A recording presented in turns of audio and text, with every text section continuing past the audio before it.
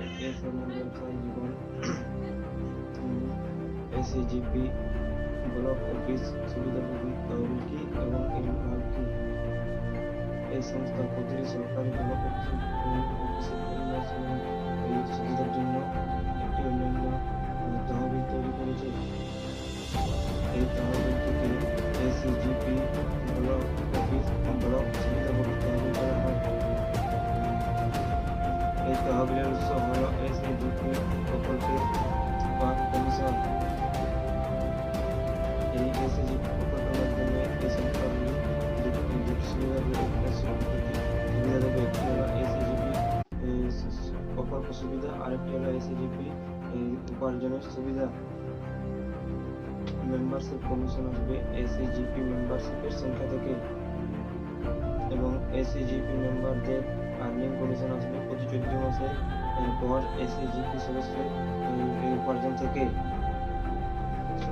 তাই আমাদের সমস্ত সরকারি ব্লক অফিসগুলিকে এই এসিজিপি প্রকল্পের আওতায় যোগদান করার জন্য অনুরোধ করতে হবে।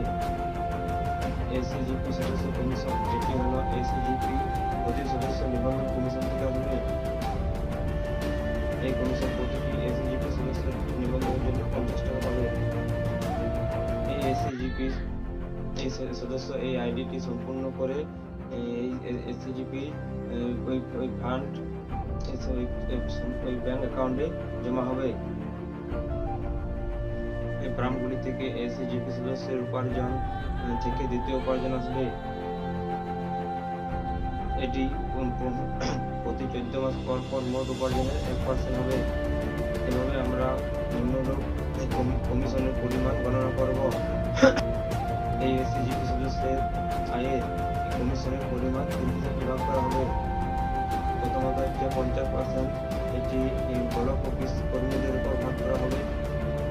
দ্বিতীয়ত হচ্ছে গ্রাউন্ড স্টাফদের জন্য 25%,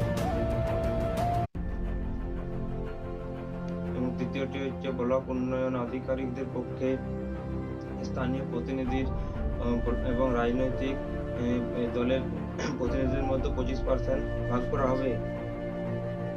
সাধারণ শর্তাবলীগুলি হলো এসিজিপি সদস্যতা কমিশন, মানে যে সদস্যরা SNL business life panel advocate দ্বারা তাদের সাক্ষ্য প্রদান করেছেন এবং শুধুমাত্র চূড়ান্ত এসিজিপি সদস্যতা আইডি নম্বর পেয়েছেন। দ্বিতীয়ত হচ্ছে এসিজিপি সদস্যদের জন্য আবেদনের সংখ্যা এসিজিপি সদস্যতা কমিশনের জন্য গণনা করা হবে না। এসিজিপি মেম্বারশিপ আর্নিং কমিশন মানে হচ্ছে চূড়ান্ত পরিমাণে কমিশন, যা প্রতি 14 মাসের পর পর তাদের ব্যাংক অ্যাকাউন্ট জমা হবে। চতুর্থ হচ্ছে কমিশন সংক্রান্ত সমস্ত বিরোধ শুধুমাত্র এসএনএল বিজনেস লাইফ